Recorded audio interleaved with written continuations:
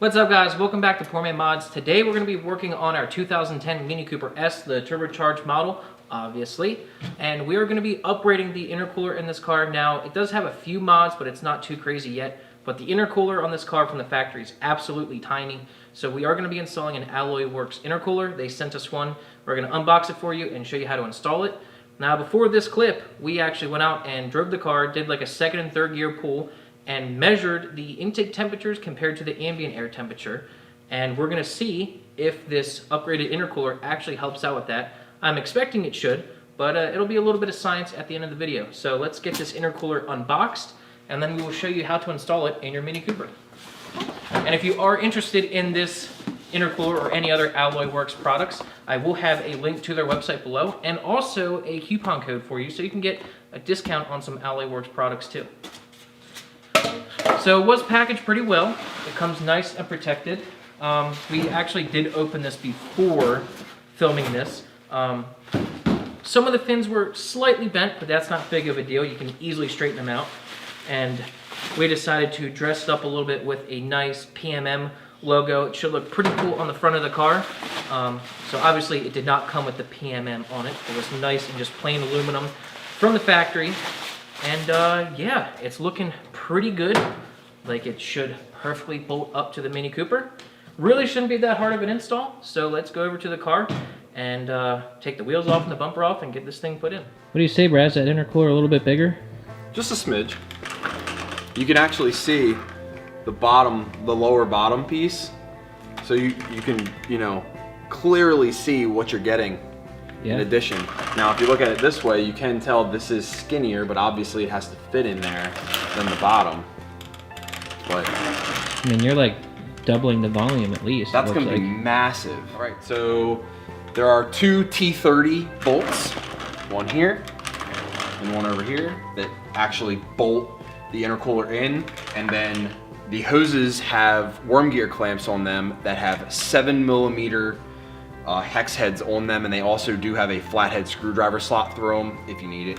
So we'll go ahead and get it off. Flathead should be illegal.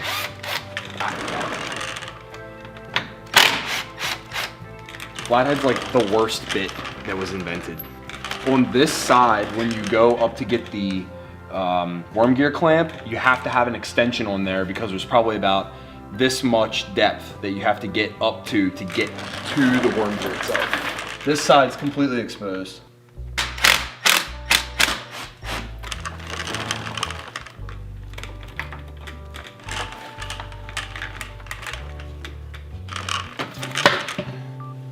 It's just a little guy. Bear.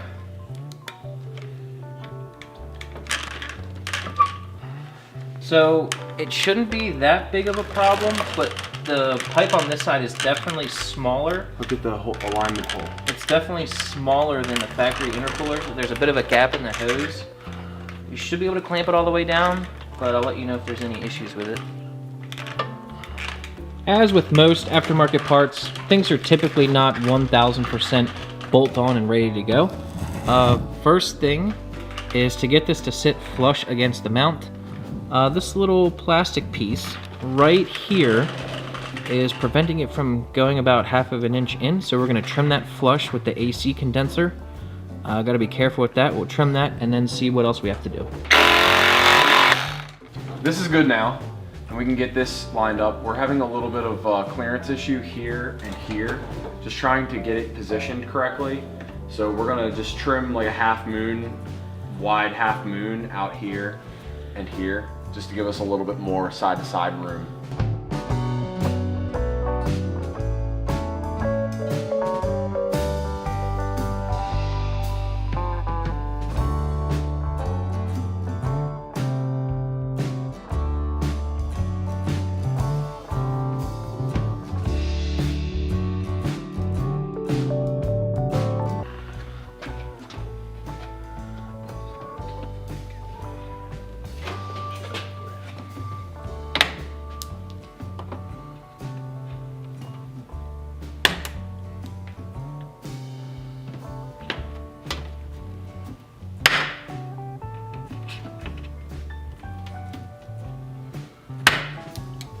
Dude, nice work.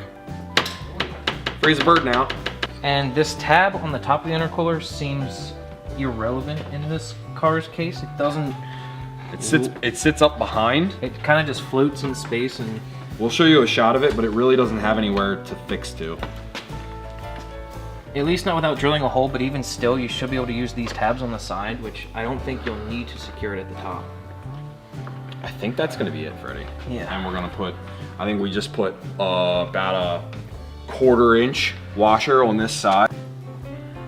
Okay, so since this one's sticking out just a hair further than the other side, we got a little nylon washer here, a T20 head with almost identical, if not exactly identical thread on it to replace the original that's a little bit longer.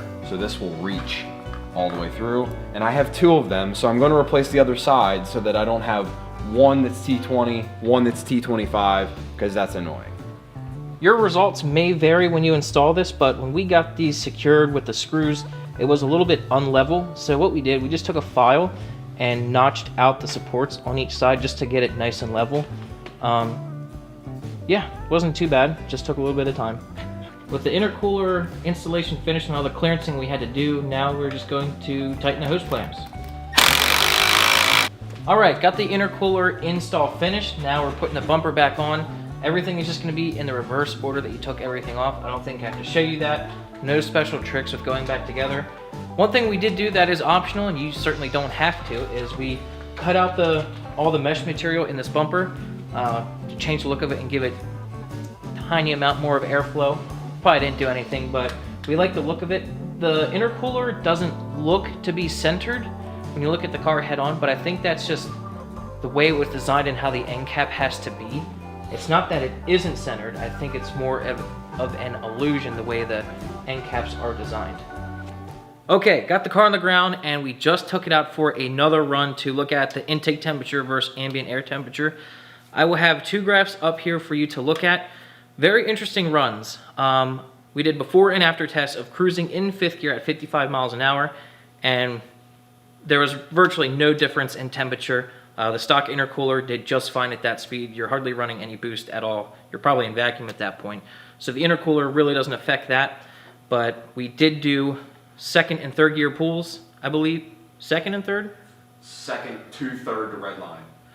As for the in-boost test, we did 2nd and 3rd gear all the way to red line, and you can actually see the shifts in that graph. We didn't notice a significant improvement in the actual temperatures.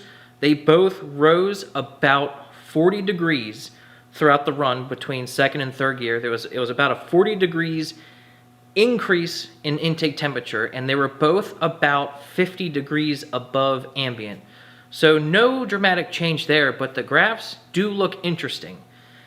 To me, it looks like with the AlloyWorks Intercooler, it looks like speed had more of an effect on the cooling capacity. Each hump, which you see, is a gear shift, and each gear shift is increasing speed, and each hump is smaller. So this car isn't crazily modified right now. Stock boost, stock turbo, just has an exhaust and an intake. I think with more boost and more turbo, I think the intercooler would make a more significant improvement. But I don't think what we have to the car right now is overwhelming the stock intercooler. So I don't think in this car's case, the upgraded intercooler was needed, but it is a great supporting mod for more boost and more performance in the future, and it certainly did not hurt the car at all. I just don't think it was benefiting the car right now with the boost level. But if we went with a tune, bigger turbo, more boost, it's definitely going to have more cooling capacity for that boost, and you can see that in the humps.